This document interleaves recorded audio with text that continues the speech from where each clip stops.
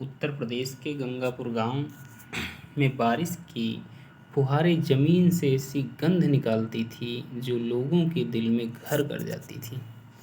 यही गंध थी जो गुड्डन काका को अपने खेतों से बांधे रखती थी।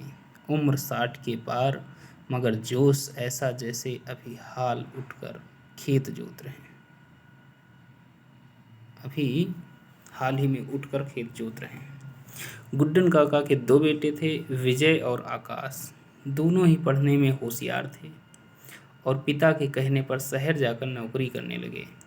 गुड्डन काका को इस पर गर्व था कि उनके बेटे अब कंप्यूटर वाले अफसर बन गए हैं और बेटों की ज़िंदगी शहर में बस गई। शुरू में फ़ोन आते थे, चिट्ठियाँ आती थी, फिर धीरे धीरे सब कम होने लगा। त्योहारों पर भी वे घर आने से कतराते, कभी ऑफिस का बहाना, कभी बच्चों की पढ़ाई।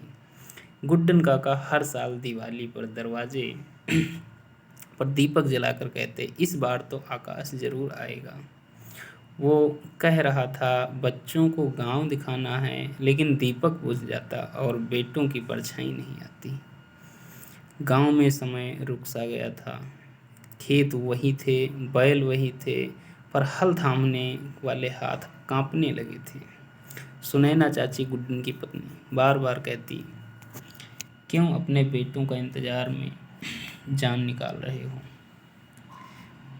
जो आ नहीं रहे उनके लिए क्यों खेती जला रहे हो? गुड्डन बस एक ही जवाब देती, ये ज़मीन है सुनैना, हमारे बाप दादा की सांसें बसी हैं इसमें।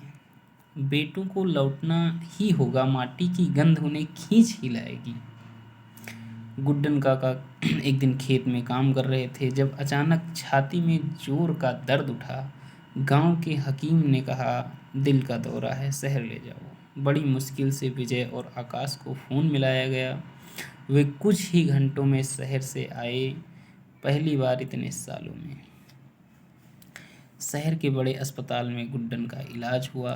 कुछ दिन के बाद डॉक्टरों ने कहा, अब चिंता की कोई बात नहीं, पर इन्हें आराम की ज़रूरत है।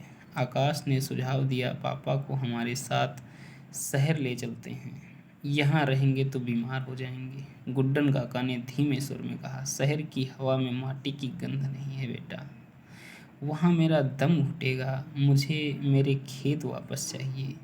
बेटे चुप हो गए। कुछ दिनों बाद गुड्डन काका को गांव लाया गया। अब वे ज़्यादा काम नहीं कर सकते थे, पर सुबह सुबह खेत की मेड़ पर बैठकर सूरज निकलते देखना उनकी दवा बन गई थी।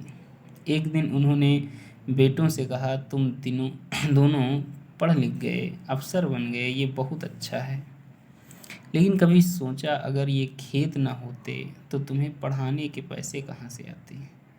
माटी को छोड़ोगे तो जड़ें सूख जाएंगी। उस रात आकाश देर तक जागा, खिड़की से बाहर खेतों की ओर देखता रहा। उसके मन में पहली बार यह बात घर कर गई कि गांव कोई पिछड़ी चीज़ नहीं, बल्कि पहचान है। कुछ महीने बीते। विजय ने शहर लौटने का फैसला किया, पर आकाश ने, भैया मैं गांव ही रुकना चाहता हूँ, कुछ करना चाहता हूँ यहाँ। विजय चौंका, तू पागल हो गया है, इतनी बड़ी नौकरी छोड़ देगा? आकाश मुस्कुराया, मुझे पहली बार लगा कि मैं अपने बच्चों को वो नहीं दे पा रहा जो मुझे मिला। खेत की खुशबू, माटी की आत्मीयता, बड़ों का आशीर्वाद। अब मैं इन खेतों को तकनीक से जोड़ूंगा और गांव को आगे ले जाऊंगा। गुड्डन काका ने पहली बार बेटे की आंखों में वही रोशनी देखी जो खुद की आंखों में थी, गांव को लेकर सपनों की रोशनी। गंगापुर के खेत में ड्रिप इरिगेशन सिस्टम लग चुका था। आकाश ने किसान सहयोग समूह बना लिया था। गांव के बच्चे अब ऑनलाइन क्लास लेते थे और सबसे बड़ी बात, गुड्डन काका फिर से हंसने लगे थे। वे रोज शाम को गांव के चबूतरे पर बैठते और कहते, देखो सुनैना, माटी की गंध आखिर बेटों को खींच ही लाई। और फिर इस कहानी से हमें क्या शिक्षा मिलती है?